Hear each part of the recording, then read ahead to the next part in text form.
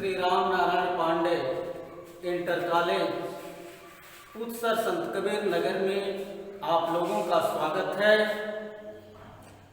इस समय आप शीर्षक पवन दूतिका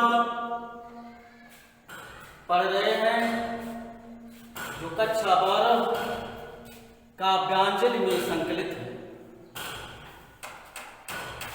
उपर्युक्त पंक्तियों में आपने पढ़ा, जिस समय श्री कृष्ण गोकुल छोड़ करके मथुरा गए, उस समय राधा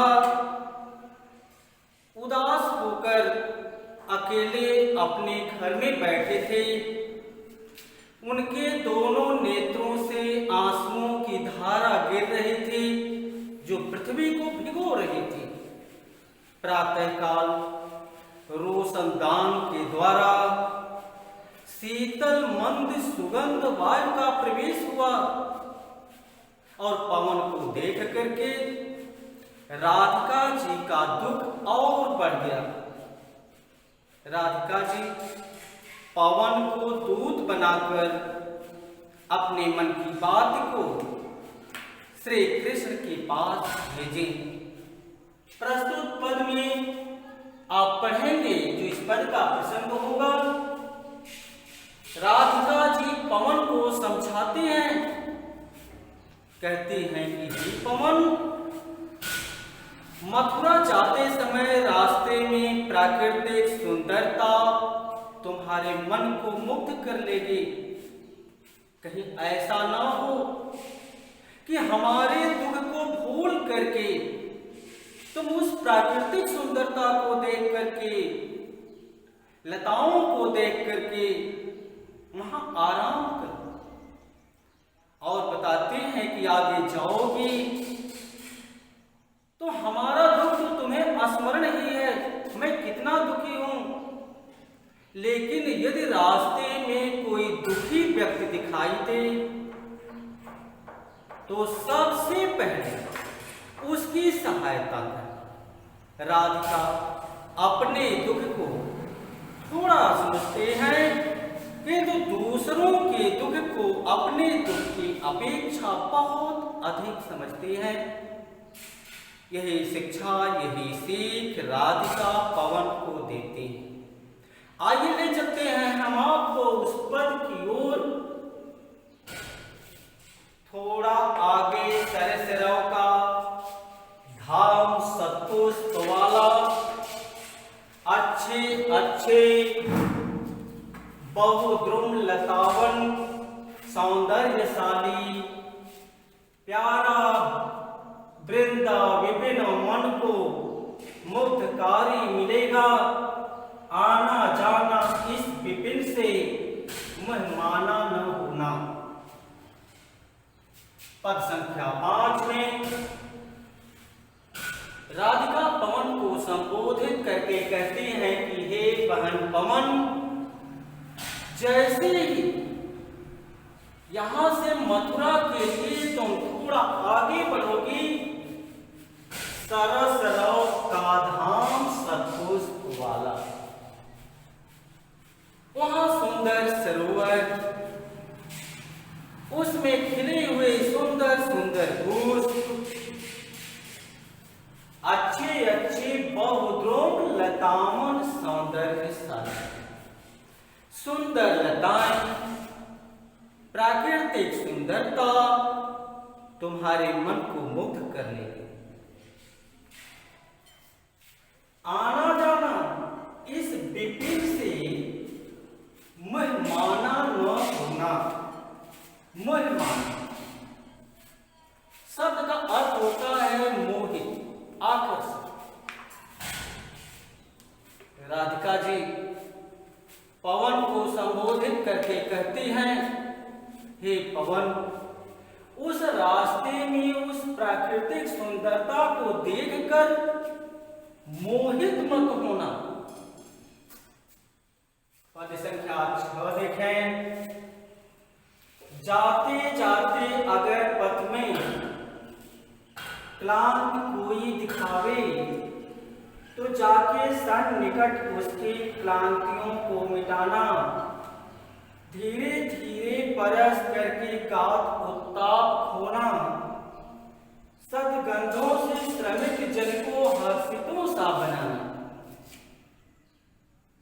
जाते जाते अगर पथ में राधिका जी कहती हैं कि रास्ते में यदि कोई क्लांत हुई दिखावे, क्लांत शब्द का अर्थ होता है श्रमित अथवा थका हुआ, तो जाके सन्निकट उसकी क्लांतियों को मिटाना। सन्निकट शब्द का अर्थ होता है समीप, तो उसके समीप जा करके उसके श्रम को दूर कर दे। किस प्रकार दूर करना? अपने शीतल मंद सुगंध स्पर्श से उसके श्रम को दूर कर देना,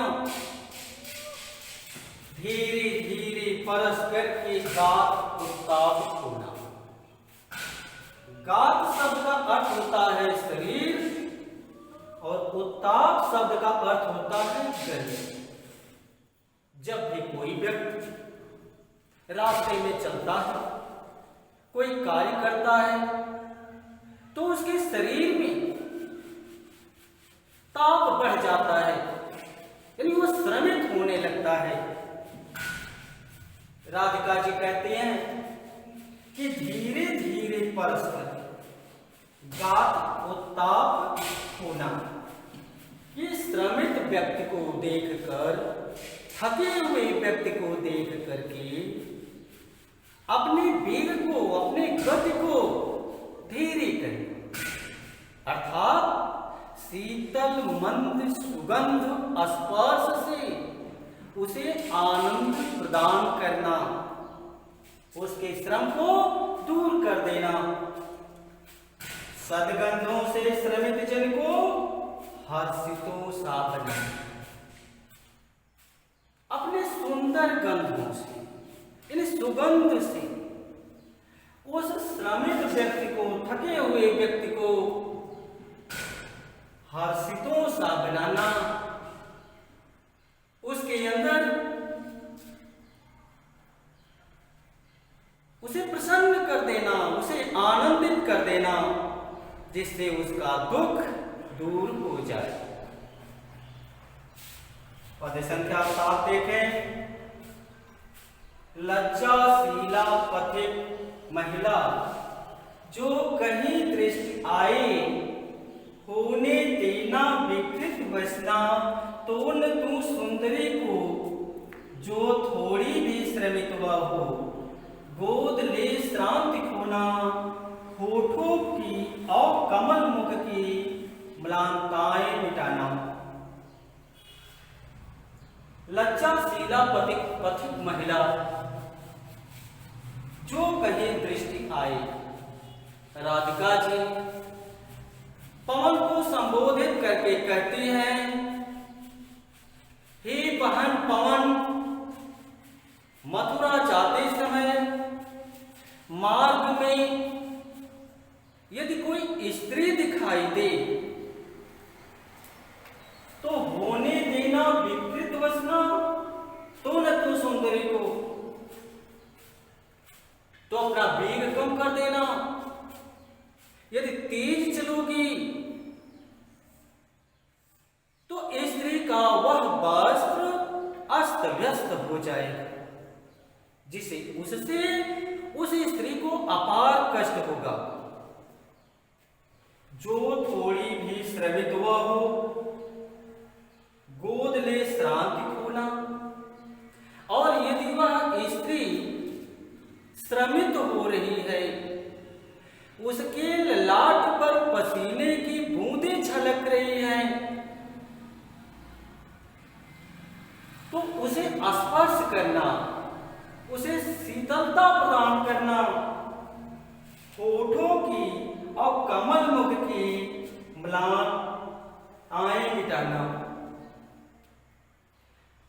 यदि उसके ओंठ सूख रहे हों, उसके कमल के समान मुख मलिन हो रहे हों, तो हे बहन पवन, अपनी शीतलता से उसके सूखे हुए होठों को सरस बना देना, उसके कमलोद्मुख को, उसकी मलिनताओं को दूर करके उसे आनंदित कर देना। पद संख्या 8 देखिए। कोई क्लांता कृषक ललना खेत में जो दिखावे, धीरे धीरे परस उसकी क्लांतियों को मिटाना। जाता कोई जलद यदि हो व्योम में, तो उसे ला छाया द्वारा सुखित करना ताप्त भूतांगना को। राधिका जी पवन को संबोधित करके कहती हैं, हे बहन पवन, कोई क्लांता कृषक ललना, कोई यदि श्रमित किसान की पत्नी खेत में दिखाई दे, तो धीरे धीरे परस उसकी क्लांतियों को मिटाना। तो हे बहन पवन, अपने शीतल मंद सुगंध स्पर्श से उस श्रमित थकी हुई किसान की पत्नी के श्रम को, उसकी थकावट को, उसकी परेशानी को दूर कर देना। जाता कोई जलद यदि हो व्योम में, तो उसे ला छाया द्वारा सुखित करना तप्त भूतांगना को। राधा जी कहती हैं कि पवन उस समय आकाश मंडल में यदि कहीं बादल दिखाई दे, जलद का अर्थ होता है बादल, व्योम शब्द का अर्थ होता है आकाश। यदि कहीं आकाश बादल दिखाई दे, तो उसे आकर्षित करके अपने तेज से, वेग से वहां पर लाना जहां वह श्रमित महिला दुखी हो रही।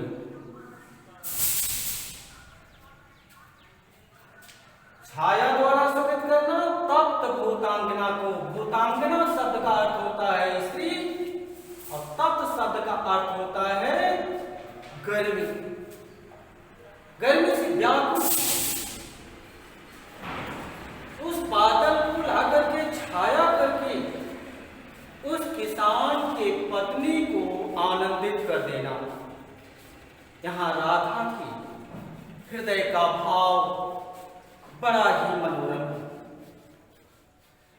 राधा अपने दुख को अल्प समझ रही है, थोड़ा समझ रही है, किंतु दूसरों के दुख को बहुत बड़ा समझ रही है। यही कारण है कि पवन को संबोधित करके कहती है कि पवन, हमारे दुख के साथ साथ दूसरों के दुख का भी ध्यान रखना। सबसे पहले प्राथमिकता होगी कि दूसरों के दुख को दूर करना। ले चलते हैं आपको पद संख्या 9 की ओर, जहां पर मथुरा के सुंदर मंदिरों के कलश, वहां पर हो रहे कीर्तन, वहां की प्राकृतिक सुंदरता किस प्रकार है, इसका वर्णन अयोध्या सिंह उपाध्याय हरिऔध जी ने अपने महाकाव्य परिप्रवास में किया, जहां से शीर्षक पवन दूतिका काव्यांजन में संकलित है। जाते जाते पहुंच मथुरा धाम में उत्सुका हो, न्यारी शोभा वर नगर की देखना मुग्ध होना। तू होवेगी चकित लग कि मेरु से मंदिरों को आभा वाले कलश के दूसरे अर्क से हैं। जाते जाते पहुंच मथुरा धाम में उत्सुका। हे पवन, जब तुम मथुरा जाओगी तो वहां की सुंदरता को देखकर तुम्हारे हृदय में एक उत्कंठा जागृत हो जाएगी। मथुरा को देखने के लिए इच्छाएं और जागृत हो जाएंगी। उत्सुक हो जाओ। इतना सुंदर मथुरा,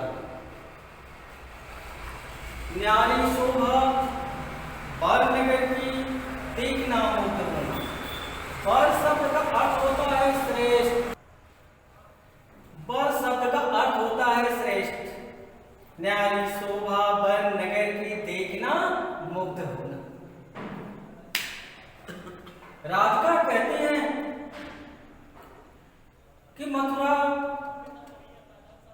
का नगर बहुत ही सुंदर है। श्रेष्ठ नगर मथुरा को देखकर मुग्ध हो जाओ, मोहित हो जाओ, आकर्षित हो जाओगी। तो होवेगी चकित लग के मेरु से मंदिरों। मथुरा बने हुए विशाल मंदिर का वर्णन करते हुए राधिका पवन को समझाते हैं कि पवन, मथुरा में बहुत विशाल मंदिर हैं जो मेरु पर्वत के समान है। आभा वाले कलश जिनके दूसरे अर्क से हैं। आभा शब्द का अर्थ होता है प्रकाश और अर्क शब्द का अर्थ होता है सूर्य। पवन को राधिका समझाते हुए कहते हैं कि पवन, मथुरा के मंदिर मेरु पर्वत के समान विशाल है और मंदिर का कलश में इतना प्रकाश, इतना प्रकाश, इतना प्रकाश है कि उसे देखकर ऐसा प्रतीत होता है कि जैसे सूरज का प्रकाश। प्रस्तुत पंक्तियों में मंदिर की समानता में पर्वत से, कलश की समानता सूर्य से किया गया है। देखिए पद संख्या 10। देखे पूजा समय मथुरा, मंदिरों मध्य जाना, नाना वाद्यों मधुर स्वर की मुग्धता को बढ़ाना, किमा लेके रुचिर तरुके शब्दकारी फलों को धीरे धीरे मधुर रव से मुग्ध हो बजाना। राधिका जी कहती है पवन, जब तुम मथुरा जाओगी तो वहां देखोगी, और यदि तुम पूजा के समय पहुंचोगी, जिस समय वहां मंदिरों में वाद्य यंत्र बजते होंगे, तो नाना वाद्यों मधुर सुर की मुग्धता को बढ़ाना। मुग्धता तो अपने स्वर से उस वाद्य यंत्रों की सुंदरता को और बढ़ा देना। कीमा लेके रुचिर तड़के, कीमा शब्द का अर्थ होता है अथवा। अथवा तब शब्द का अर्थ होता है वृक्ष। शब्दकारी शब्द का अर्थ होता है वृक्षों में कुछ ऐसे फल होते हैं जो हवाओं के झोंकों से आपस में टकरा करके मधुर ध्वनि उत्पन्न करते हैं। राधिका कहती है कि बहन पवन, उस वाद्य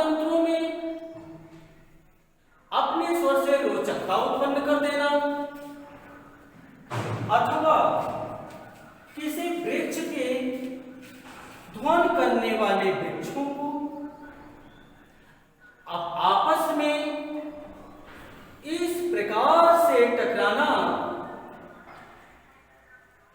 स्पर्श करना जिससे मधुर ध्वनि उत्पन्न हो, और धीरे धीरे मधुर रव से मुग्ध हो बजाना। रव शब्द का अर्थ ध्वनि होता है। बहुत तेजी से स्पर्श करने के बाद राधिका पवन से नहीं कहते हैं, क्योंकि वायु की गति यदि तेज होती है तो उसे आंधी अथवा तूफान कहते हैं, जहां आनंद का सवाल ही पैदा नहीं होता। यहां राधिका जी कहती हैं कि पवन ऐसे शब्दकारी फलों को लेकर के धीरे धीरे स्पर्श करना, जिसे उन वाद्य यंत्रों में ही उन फलों की मधुर ध्वनि सम्मिलित होकर उसकी रोचकता को और बढ़ा दें। आज के लिए बस इतना ही। धन्यवाद।